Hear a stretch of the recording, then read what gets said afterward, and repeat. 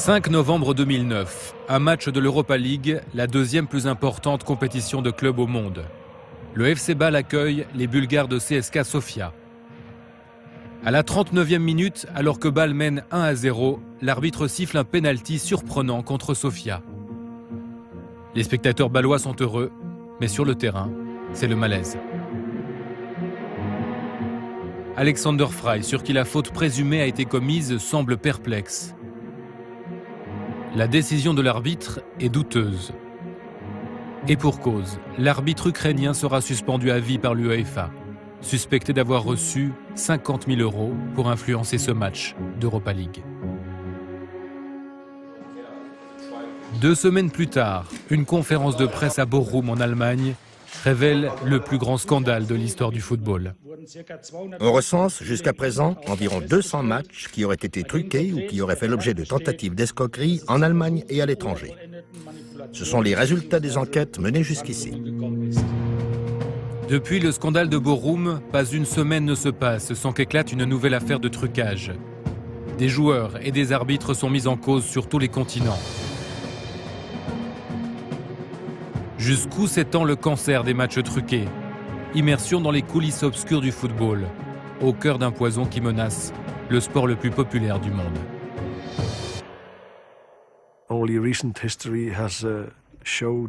L'histoire récente nous montre qu'on soudoie des arbitres, des gardiens de but, qu'on soudoie des équipes entières, des propriétaires de clubs, et l'on sait que des présidents ont eux-mêmes truqué des matchs. C'est une triste histoire où le crime interfère avec le sport.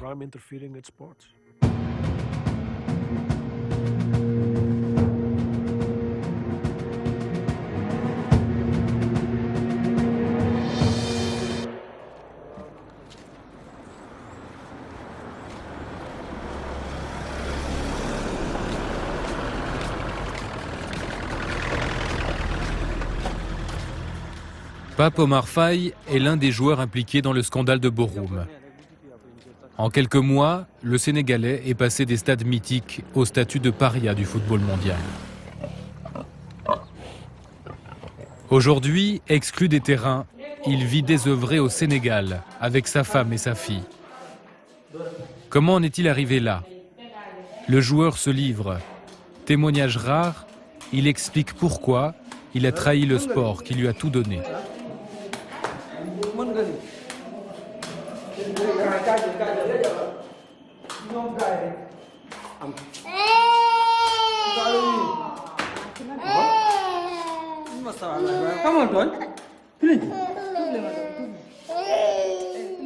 Mon rêve, c'était de jouer au football, d'être professionnel, de gagner d'argent. Ouais. Si possible d'aller en Europe, ok. Mais mon rêve, c'était avant de jouer au football. C'était de jouer à Arsenal.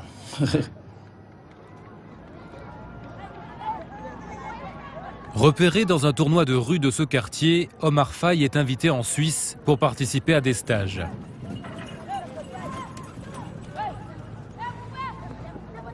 Et l'histoire d'Omar commence comme un conte de fées.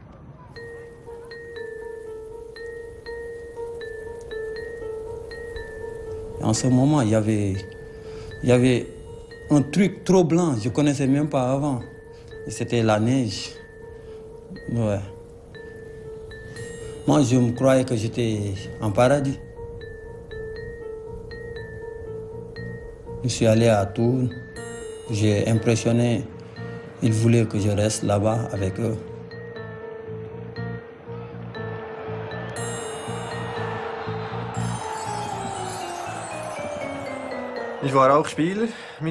On jouait ensemble. J'étais un des anciens et le capitaine du FC Thun. Il venait d'Afrique, il était jeune et très réservé. Il ne parlait quasiment pas. Il était très gentil, presque trop gentil. Personne ne le connaissait dans l'équipe, et lui, il ne connaissait personne non plus. Ça devait pas être facile pour lui au début.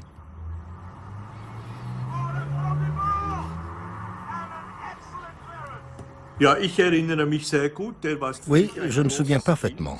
Pour moi, il était comme un enfant. Ce que j'appréciais vraiment chez lui en tant que personne, c'est qu'il avait envie d'apprendre et qu'il était prêt à écouter. Il n'était pas du genre à se prendre pour le plus grand. En fait, au début, c'était un élève modèle. Il a tout fait juste. Pour moi, Werner Gerber, je ne sais pas pour lui, mais pour moi, il était un papa pour moi. Parce qu'il m'a beaucoup aidé. Lorsque je suis arrivé de Thun, j'habitais chez lui. Pape Omar Faye est un footballeur prometteur.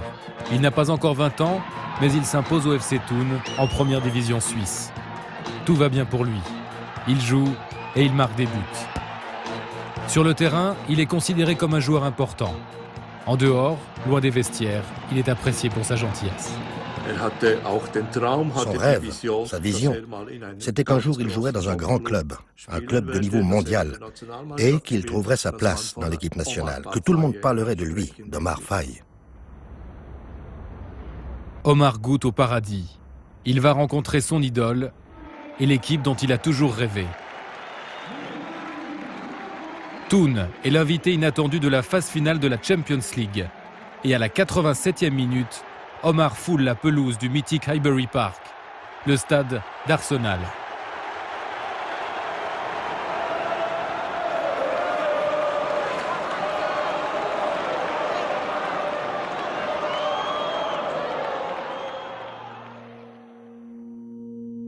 Mais la gloire est de courte durée. Le FC Thun ne parvient pas à digérer les paillettes et les millions de la Champions League. Quelques mois plus tard, le club est relégué en 2e division suisse. L'ambiance dans le vestiaire se dégrade. Omar quitte la villa de son protecteur. Il vit désormais dans un modeste logement, à quelques pas du stade. Quand je ne m'entraînais pas, je restais tout le temps à la maison. Ouais, parce que j'avais des... À Thun, j'avais un autre Sénégalais qui était là-bas. Ouais, on restait à la maison, on jouait au PlayStation, des fois on jouait aux cartes. Ouais. Et aussi, on appelait tout le temps la famille, quoi. Ouais. C'était ça, les journées de la Suisse.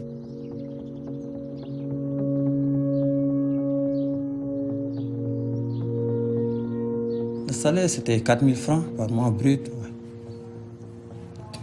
Et aussi, avec les 4 000, je payais l'appartement, je payais les assurances, tout. Un samedi soir d'avril 2009, les joueurs de Thun fêtent une victoire dans une discothèque.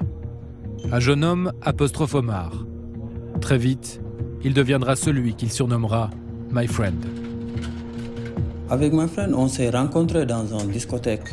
Lui, il est venu au disco avec ses amis bosniens comme ça. Ils sont venus vers moi et il y avait d'autres joueurs. Ils m'ont dit qu'Omar, on a quelque chose pour toi. J'ai dit quoi? Ils m'ont dit non, ici on ne peut pas parler, donc on va se fixer un rendez-vous. Dans un bar, on va boire un verre. J'ai dit pourquoi pas. My Friend est un jeune Croate de 20 ans qui a grandi à Berne. Il est l'homme par qui la vie d'Omar va basculer. C'est là qu'ils m'ont dit, tu sais, c'est pas difficile. Si tu veux gagner de l'argent facile, ok, pas de problème. J'ai dit, c'est quoi?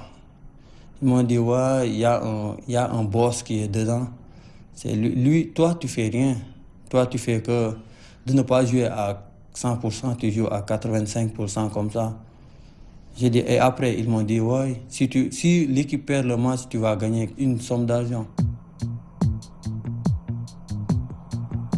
J'avais refusé l'offre qu'il m'avait fait.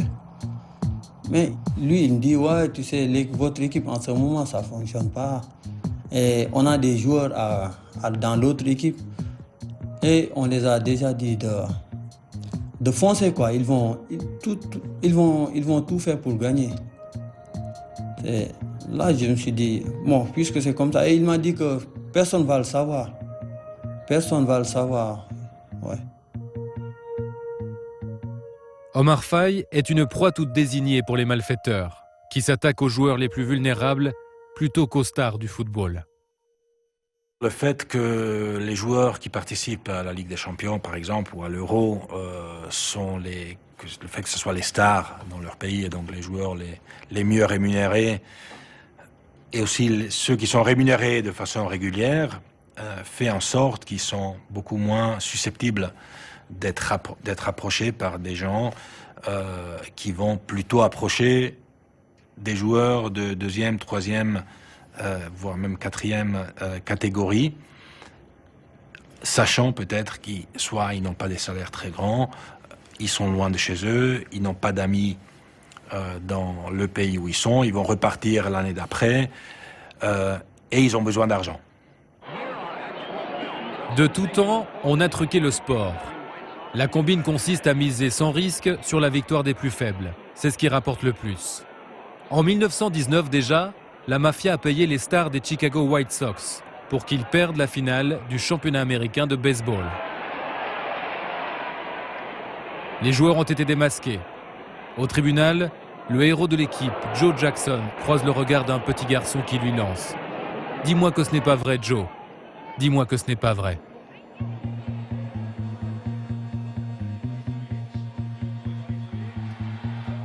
L'augmentation actuelle des affaires de trucage est liée à l'explosion des paris sur Internet. Miser est un jeu d'enfant. Dans le monde, plus de 300 opérateurs privés le proposent. Des bookmakers modernes qui rivalisent d'ingéniosité pour attirer le parieur. Il est facile d'ouvrir un compte, quelques informations personnelles, un peu d'argent viré d'une carte de crédit et le tour est joué. L'Eurofoot, la Champions League et la Coupe du Monde. Mais aussi les championnats locaux du Yémen au Vietnam, en passant par la série B albanaise, tout est bon. L'offre des paris est quasi infinie. La victoire d'une équipe, le nombre de buts, de corners ou de cartons jaunes, le marqueur ou la minute d'un but. On peut parier avant le match et désormais en direct pendant la partie. Chaque année, des centaines de milliards d'euros sont ainsi joués, la moitié sur la toile, où sans sortir de chez soi, on peut parier partout sur la planète. C'est un phénomène relativement nouveau, hein. Il y a 20 ans, 30 ans, il n'y avait pas du tout ce genre de choses. Et ça se développe dans le sens que les montants qui sont joués sont toujours plus importants. Les possibilités de jouer sont aussi toujours plus importantes. Je crois que si vous allez sur des sites de sociétés de paris en ligne, vous trouvez quasiment à n'importe quel moment un match de foot sur lequel vous pouvez parier, à un endroit, match qui se déroule à un endroit ou à un autre. On doit prendre acte de cette évolution, mais qui quelque part nous inquiète quand même un peu, parce que quand on multiplie les possibilités de paris sur des rencontres de football, on multiplie aussi les possibilités de gagner de l'argent sur ces paris sur les matchs de football, et quand les enjeux financiers commencent à être importants dans les paris en ligne, il y a évidemment le risque que certaines personnes essaient de pouvoir jouer à coup sûr en truquant des matchs. On peut estimer le revenu mondial des paris sur le sport. Les chiffres vont de 200 à 500 milliards de dollars par an, ce qui est énorme, énorme. À l'échelle planétaire, on évalue le chiffre d'affaires du marché des paris à plus de 2000 milliards d'euros chaque année. L'importance du marché des paris est devenue astronomique. Il existe désormais des sociétés dont la seule activité est de parier en ligne. Voici la société MSPP à Londres, où des traders d'un genre nouveau misent 24 heures sur 24. Ils utilisent un système mis au point par des mathématiciens visant à prévoir le déroulement des matchs au gré des probabilités. Pour ce type d'entreprise, le trucage est l'ennemi juré. Les manipulations faussent toutes les statistiques. Retour à Thun. My Friend s'y rend à nouveau en avril 2009, cette fois-ci avec son boss, Mario C., un Croate qui habite en Allemagne et qu'on surnomme Super Mario. Tous deux sont venus expliquer à Omar comment s'y prendre pour truquer un match. Il y avait un autre joueur de FC Thun qui était avec eux. On est allé dans un restaurant. Il m'a vraiment fait peur parce que, bon, il est venu avec deux gars qui sont aussi costauds.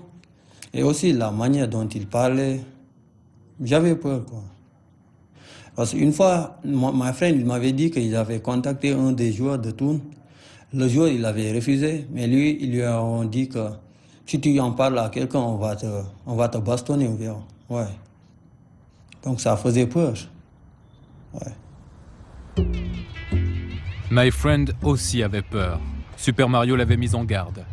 Quand tu fais des fautes, tu ne joues pas seulement avec ta vie, mais avec la mienne aussi. Super Mario, nous l'avons rencontré à Nuremberg dans son bar. Hors caméra, il nous a cependant glissé que les menaces n'étaient pas nécessaires. Les joueurs venaient à lui volontairement, attirés par le seul appât du gars. Là, on a accepté et il nous a proposé une somme énorme, quoi. Ouais. Et après... C'était combien, donc? C'était 7 000 €. Ouais.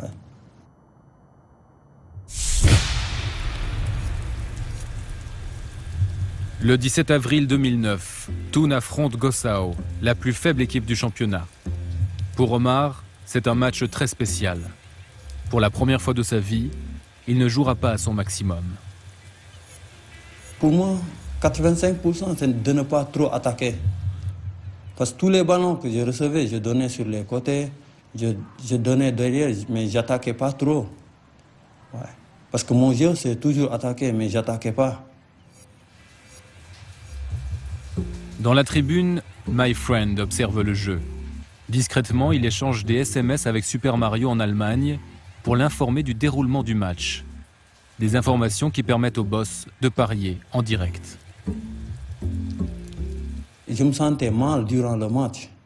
Oui, parce que quand tu fais quelque chose que tu n'aimes pas, donc ça veut dire que tu triches.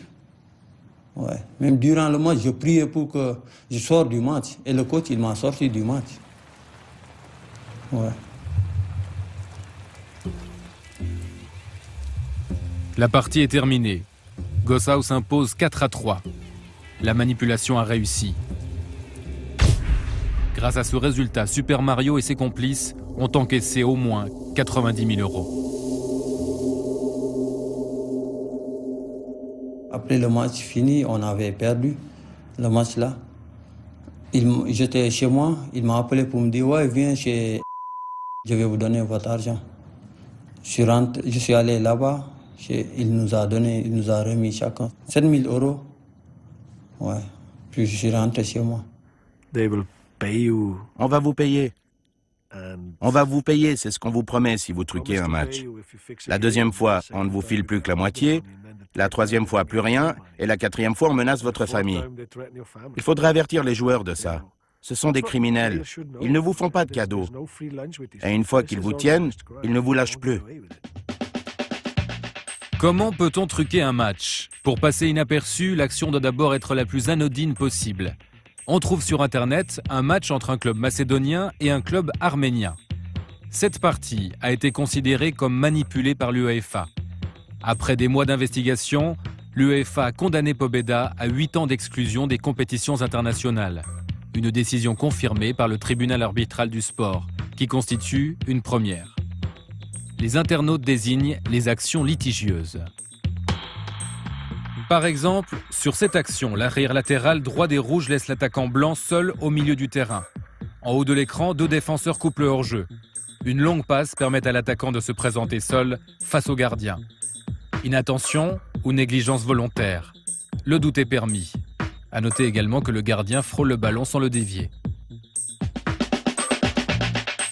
Pour le deuxième but, le même attaquant est libre de tout mouvement au milieu de la défense. Il parvient à glisser le ballon à son coéquipier, qui bénéficie de la passivité du défenseur central.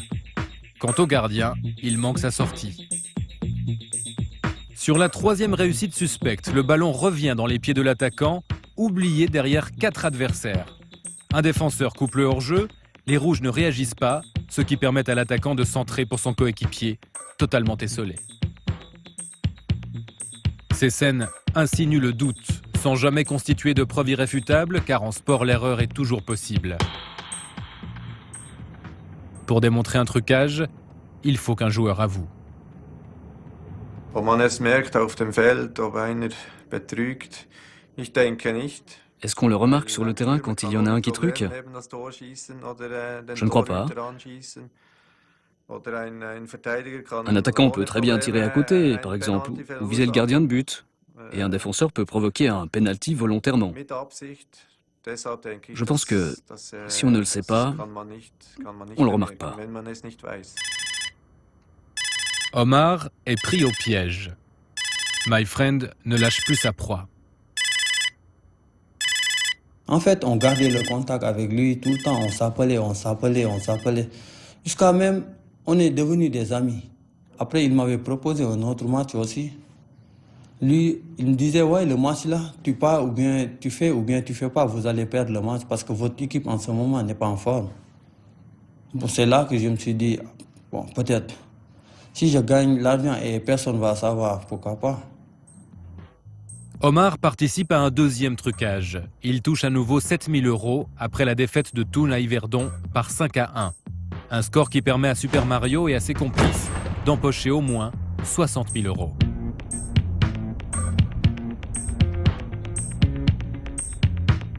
Au même moment, à Bochum en Allemagne, un homme s'apprête à livrer les secrets de son enquête et comment il a découvert le poteau rose.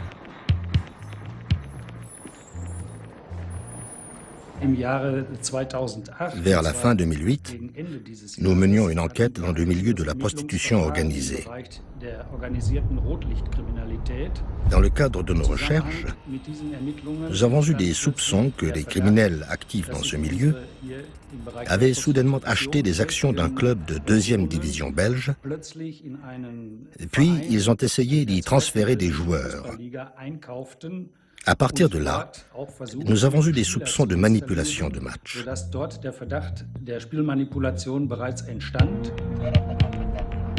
Après une longue enquête dans le milieu du grand banditisme, pour la première fois, le commissaire Friedhelm Haltans dévoile tous les rouages de l'organisation.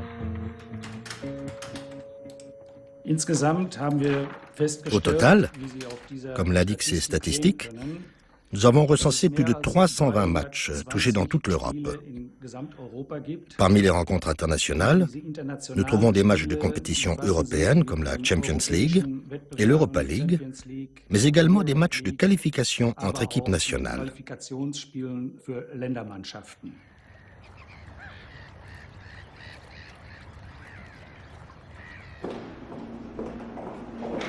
Quand la police allemande nous a alertés, on est tombé de nos chaises. On était surpris de l'amplitude de cette problématique, du fait que ça recouvrait presque 200 matchs dans plusieurs fédérations nationales européennes. Mais ce qui montre aussi que aucun pays en Europe ne peut dire ça ne me concerne pas. À la tête de cette organisation, Super Mario, le boss de My Friend, ainsi qu'une vieille connaissance de la justice allemande, Ante Sapina, célèbre depuis 2005, pour avoir corrompu un arbitre allemand.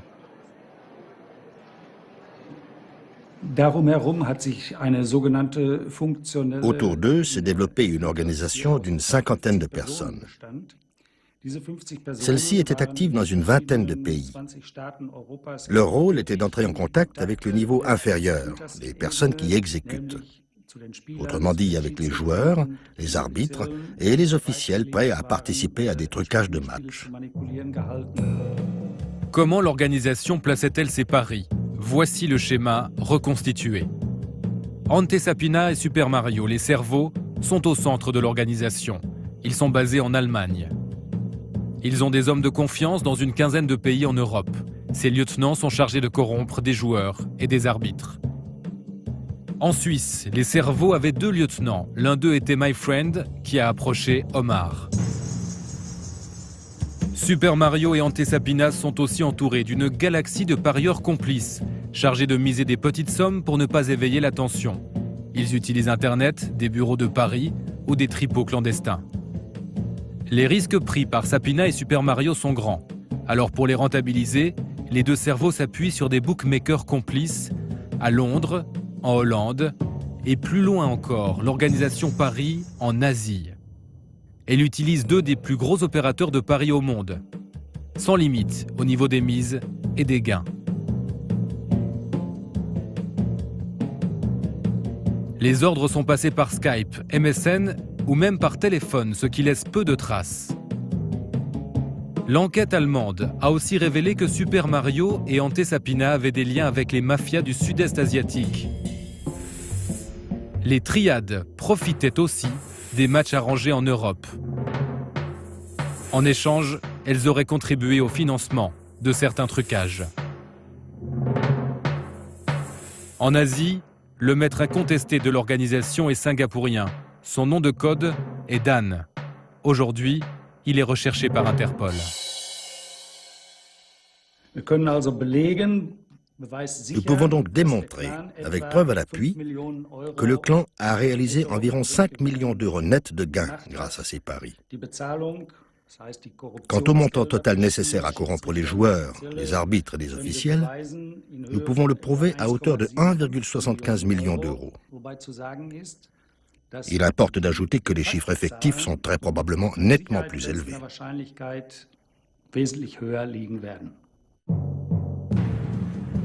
Les truqueurs ont gagné leur pari. Ne reste plus qu'à récupérer les gains. L'opération s'apparente à un vrai jeu de cache-cache planétaire. Les bookmakers versent l'argent à la galaxie des parieurs complices sur les comptes internet ou en cash dans les bureaux. À leur tour, les complices remontent une partie des gains au chef. En Asie aussi, les opérateurs payent les parieurs, mais les sommes sont beaucoup plus importantes. Il y a 3 groupes de bénéficiaires, les triades, les bookmakers complices et enfin les chefs de l'organisation Sapina. L'enquête de Borum a mis en évidence que l'argent transitait de compte en compte, de société en société, de Hong Kong en Europe, en passant par les îles Vierges. C'est en Autriche, souvent à Graz, que l'argent réapparaissait en cash. Il était ensuite convoyé, parfois dans des mallettes, principalement en Allemagne. Une partie de ces billets a servi à payer les lieutenants et les joueurs comme Omar Faye. Ainsi, l'action de football sur le terrain de Gossau a fait le tour de la planète jusqu'à Singapour, d'où on a suivi et téléguidé le geste du joueur. On a pris conscience vraiment que c'est une problématique qui va au-delà de l'aspect purement sportif, qu'il s'agit de criminalité. Nous, on était habitués de traiter de cas de carton jaune, carton rouge, des accidents éventuellement encore de supporters. Mais là, on a affaire à la criminalité.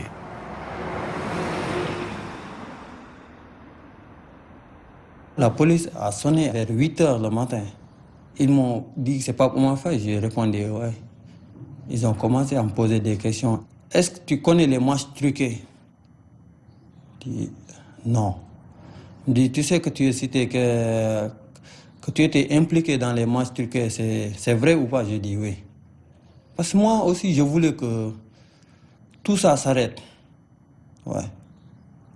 Parce que j'étais dedans, le truc là, et j'avais peur que ça se répercute avec ma famille, tout ça. La police suisse arrête aussi My Friend. Interrogé, celui-ci se met à table. Il dénonce Omar et les autres joueurs impliqués. Après l'interrogatoire, Omar se confie à Andrés Gerber, qui est à ce moment-là à la fois capitaine et directeur sportif de Thun. La rencontre a lieu dans le vestiaire. Je me souviens qu'il disait avoir été à la police, qu'il avait parié ou joué contre nous et qu'il avait vraiment mauvaise conscience. Jamais je ne l'aurais cru capable d'une chose pareille. J'étais vraiment déçu. D'un autre côté, je pouvais comprendre, parce que je savais qu'il n'avait pas d'argent. Il venait du Sénégal, sa famille était pauvre. Quelque part, c'est aussi une victime, pas juste un criminel. Mais en tant que coéquipier, la déception était très forte, car j'étais directement affecté. J'aurais préféré gagner les matchs et toucher des primes. Et à cause de lui, l'ambiance dans l'équipe, on a aussi pris un coup.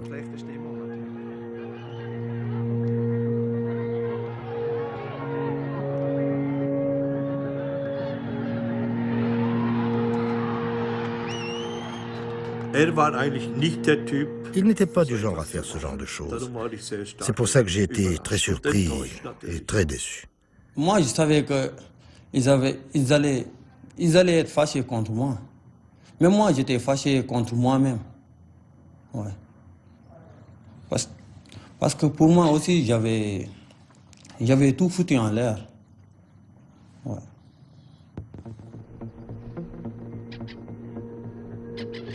Je suis rentré, mais je ne pouvais pas rester à la maison. Je suis allé à côté de l'eau pour réfléchir à qu'est-ce qui va m'arriver.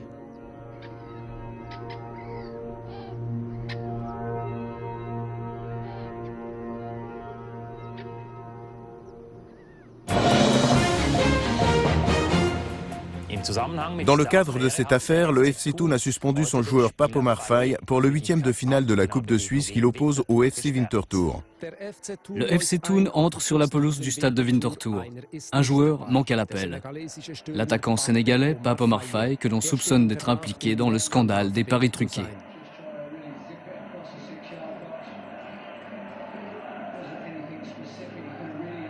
Omar a été licencié par son club.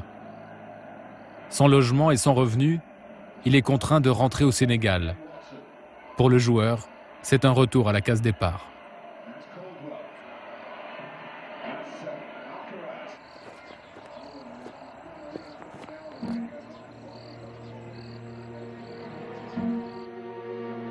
Trois mois plus tard, la sanction sportive tombe. L'association suisse de football sanctionne 9 joueurs impliqués dans l'affaire de Borum. Pape Omar Faye a été suspendu pour une durée indéterminée parce qu'il était impliqué à plusieurs reprises dans le trucage de matchs du FC Thun. Lorsqu'on est les premiers à prendre une décision et que beaucoup d'autres devront faire de même en s'y référant, on se retrouve face à de nombreux problèmes. Nous nous sommes donc référés au cas de dopage en ce qui concerne l'application des peines, parce que nous sommes convaincus qu'au final, le problème est plus ou moins similaire. Dans les deux cas, on truque le résultat d'un événement sportif, que ce soit avec l'aide de substances chimiques interdites ou en ne jouant pas comme on devrait le faire parce qu'on a reçu de l'argent. La sanction est radicale et elle interpelle. Ce que je ne comprends pas, c'est pourquoi un Pape Omar Faye a été sanctionné aussi sévèrement. Ça n'est pas correct. Quelqu'un qui exerce un métier normal, on ne va pas lui interdire de travailler toute sa vie juste parce qu'il a commis une erreur. On ne peut pas l'empêcher de travailler pour 20 ou 30 ans à cause d'une faute. Pape Omar Faye n'a rien appris d'autre. Jouer au football, c'est tout ce qu'il sait faire.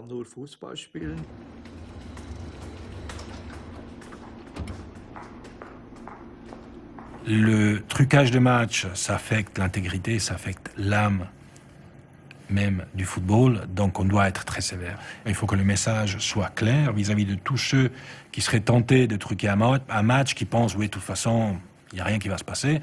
Mais ceux qui seront chopés, ils n'ont rien à voir dans le football, ils n'ont rien à faire dans le football, et il faut qu'ils soient exclus du football.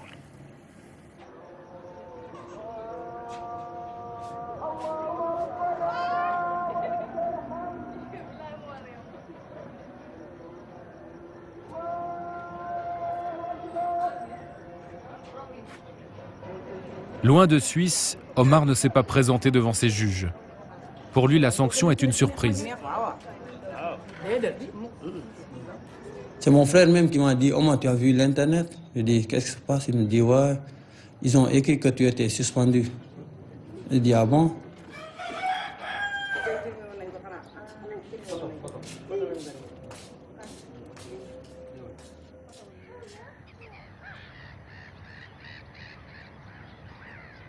L'affaire de Borum a secoué le football européen. Face à la menace de la criminalité organisée, l'UEFA décide de réagir. À l'interne de l'UEFA, on a mis en place un nouveau système de monitoring. Donc aujourd'hui, on monitore 29 000 matchs par an. Tous les matchs des compétitions de l'UEFA, c'est environ 1800 matchs. Et tous les matchs des premières et deuxièmes divisions de toutes les ligues européennes. Cette impressionnante œuvre de contrôle planétaire s'effectue discrètement, depuis ici. Rendez-vous au sein de la très secrète société Sportradar. Regardez le match à Malte. Il y a un immense mouvement. Faut demander à notre correspondant ce qu'il en dit. Actuellement, nous gardons un œil attentif sur plusieurs parties, notamment les matchs de 2 ligues en Europe. 2 de ces matchs sont presque terminés d'ailleurs. Les mouvements de paris d'avant-match étaient suffisamment particuliers pour éveiller nos soupçons. Il y a eu d'énormes paris avant le match. Donc, il y a forcément quelqu'un, quelque part, qui s'en est mis plein les poches. Notre problème est maintenant d'essayer de déterminer si ces mouvements étaient légitimes, s'il y a eu un élément imprévu et significatif dans l'équipe sur place, comme une blessure de dernière minute, ou si les gars ont fixé le match. Nous surveillons systématiquement l'évolution des cotes offertes par plus de 300 bookmakers.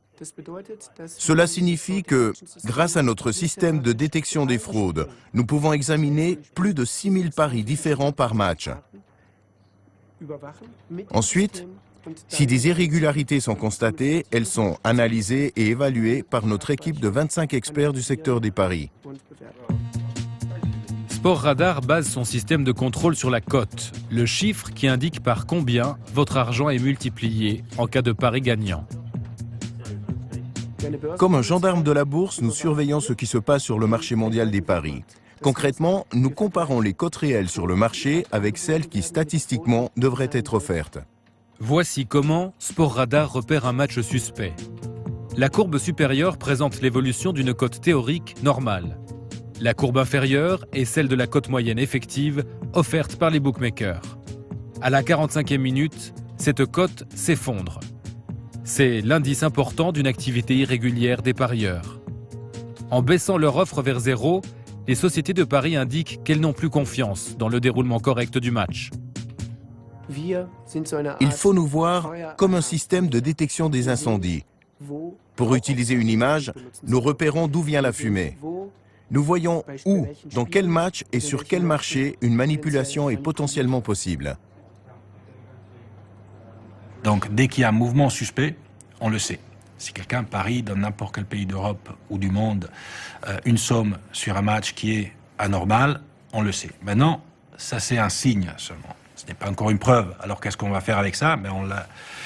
On transmet l'information aux fédérations nationales et aux polices locales, suivant dans les pays où les fêtes se produisent. Une fois alerté par l'UEFA, c'est aux fédérations et aux polices nationales d'enquêter et de prouver qu'un match a été effectivement truqué. Le problème principal dans ce type d'enquête, c'est qu'il faut évidemment prendre en compte les différentes législations européennes. Les lois ne sont pas les mêmes dans tous les pays concernés. Il est nécessaire et urgent d'harmoniser les lois entre les différents pays d'Europe. Ce n'est qu'en procédant uniformément au niveau de la police et sur le plan juridique qu'on pourra au mieux combattre cette forme de criminalité.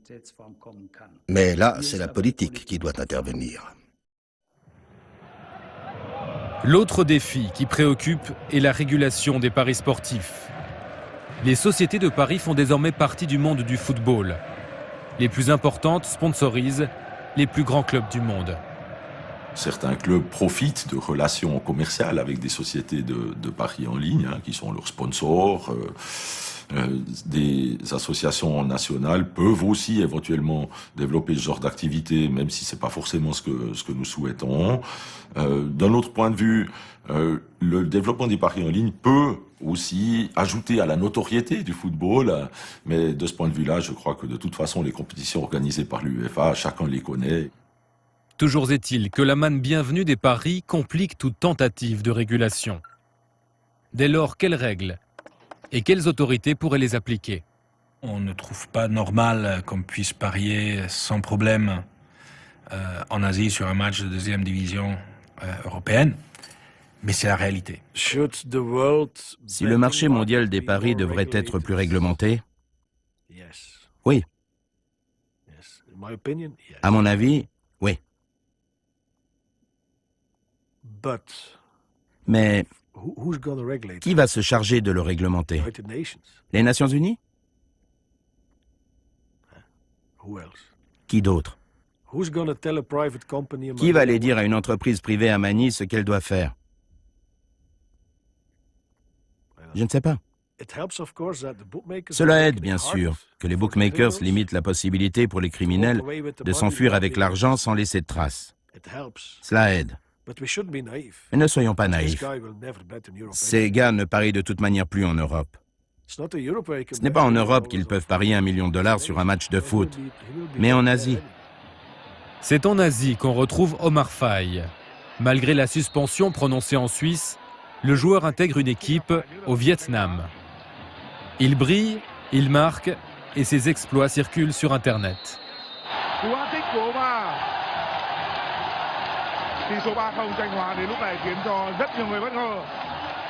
L'association suisse de football le repère et demande à la FIFA d'élargir son exclusion au niveau mondial. Voici le fax qu'Omar reçoit au Vietnam. Il l'oblige à quitter définitivement les terrains. J'étais même capitaine de l'équipe du Vietnam là. Ils ont essayé de tout faire. Ils ont même écrit une lettre à la FIFA, mais la FIFA n'a pas répondu. Bon. Et là que j'ai pris mes bagages pour rentrer au Sénégal. Venez manger. Venez manger.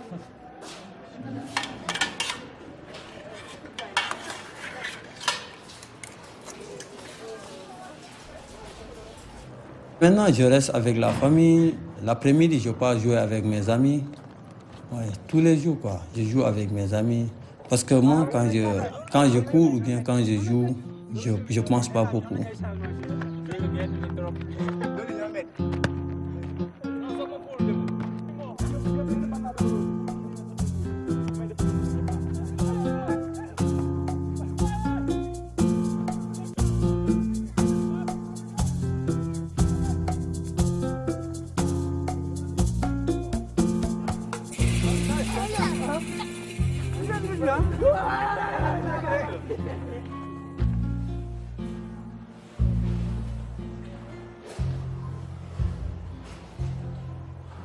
Omar ne veut pas croire qu'il ne pourra plus jamais rejouer.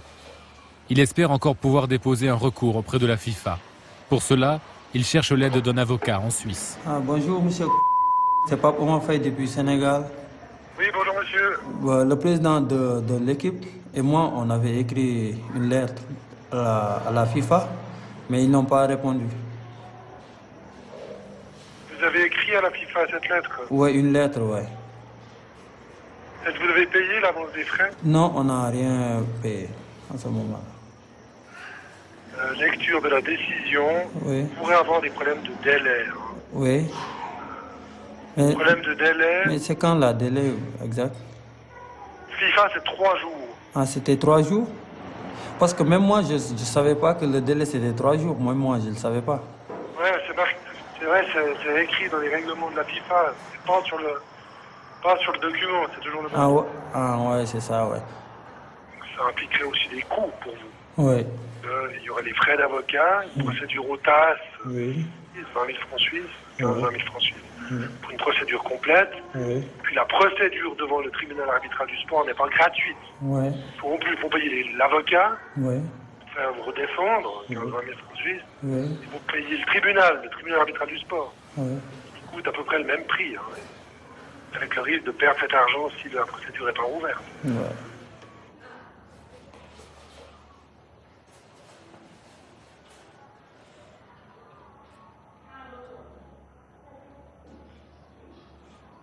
Après plus d'une année et demie de procédure, il a compris. Il a compris cette gravité et il a surtout compris qu'il ne jouerait plus au football. Peut-être qu'il y a une question culturelle à la base de tout ça. Il l'explique assez facilement. Ça ne lui est jamais venu à l'esprit de se défendre au moment où il a été convoqué par l'association suisse de football. À aucun moment, il ne s'est dit « Tiens, je dois aller m'expliquer devant mes juges, je dois aller expliquer les circonstances de mon acte, je dois aller faire valoir peut-être mes droits. » Pour lui, probablement, c'était la meilleure manière de faire, c'est-à-dire de continuer sa vie, de partir faire des tests en Chine, de se faire engager dans un club au Vietnam. Je crois tout simplement que personne n'était là non plus pour lui dire « il faut te défendre, il faut aller t'expliquer ». Et c'est très probablement ce qui explique sa situation actuelle. Les mauvaises nouvelles s'accumulent. À la sanction sportive s'ajoute une condamnation pénale. Le procureur fédéral en charge du volet suisse de l'affaire de Borum prononce sa sentence. Nous allons soutenir l'accusation et nous avons rendu des ordonnances pénales avec la conviction qu'il s'agit là d'escroquerie. Pour faire passer le message aux joueurs que ce n'est pas un gentleman's delict, que ce n'est pas juste une broutille, que de truquer un petit match comme ça en deuxième ligue, non, qu'il y a des enjeux qui correspondent à une escroquerie du droit commun. C'est-à-dire quelque chose que tout un chacun sait qu'en principe c'est défendu. Omar est condamné à verser une somme totale de plus de 15 000 francs suisses, somme qui correspond à l'argent reçu de My Friend. Et du côté des instigateurs, le procès se déroule à Borum en 2011, à la barre, Super Mario et Ante Sapina.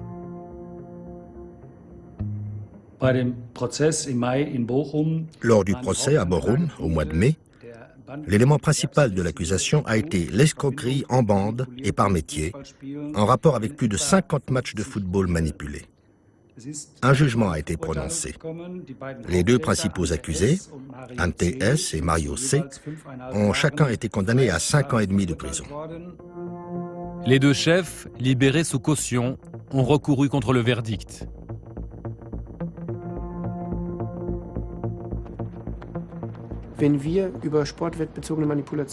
Quand on parle de paris dans le sport, et plus particulièrement de trucage dans le football, il faut dire une chose. Les cas mis à jour à Borum sont certes des cas classiques, mais au vu des moyens financiers engagés, ils n'entrent pas dans le haut du classement des opérations existantes. Par le travail que nous réalisons quotidiennement pour l'UEFA, nous constatons que les sommes engagées dans le trucage de matchs sont beaucoup plus élevées qu'à Borum. Il s'agit de criminalité organisée à l'échelle internationale, qui ici a trouvé un moyen de blanchir de l'argent, respectivement d'investir des sommes astronomiques et d'empocher des bénéfices juteux en manipulant le sport. Borum n'a pas éteint la vague des scandales. Au contraire, depuis 2009, les affaires se succèdent. Le scandale de matchs truqués, la lumière sur le scandale des matchs truqués. Selon le syndicat international des joueurs, plus d'un professionnel sur 10 avoue avoir été approché par des truqueurs. Le public peut-il encore croire à ce qu'il voit? Les coupes européennes, l'Eurofoot, les grandes compétitions sont-elles en danger? Je suis sûr qu'aucun match de l'Euro, de la phase finale de l'Euro, ne puisse être truqué, comme je suis sûr qu'aucun match de la Ligue des Champions ou de l'Europa League puisse être truqué, pour la simple et bonne raison que ces matchs sont tellement vus, tellement publicisés. Il y a les yeux du monde entier qui regardent ces matchs-là. Donc, c'est clair que pour manipuler les matchs, les réseaux criminels, ils vont essayer d'aller sur des matchs qui ne sont pas visibles, qui ne sont même pas montrés à la télévision, pour avoir le moins de preuves et le moins de complications possibles. Ces manipulations mettent en danger l'avenir du football. Si ces pratiques finissent par être la norme, le football n'aura plus rien de crédible. Et sans crédibilité, si les résultats sont sans cesse remis en doute, il y aura des conséquences. Les sponsors fuiront, comme finiront par le faire les détenteurs de droits de télévision et les spectateurs. Plus grand monde ne s'intéressera encore à des matchs truqués, ça c'est sûr. Le public de ce bal Sofia a été trahi par ce pénalty litigieux. Ce match est l'un des nombreux manipulés par la bande Sapina, au détriment même des joueurs, mais surtout des spectateurs de tous les stades qui n'ont pas vu ce qui se tramait dans les coulisses de leur passion.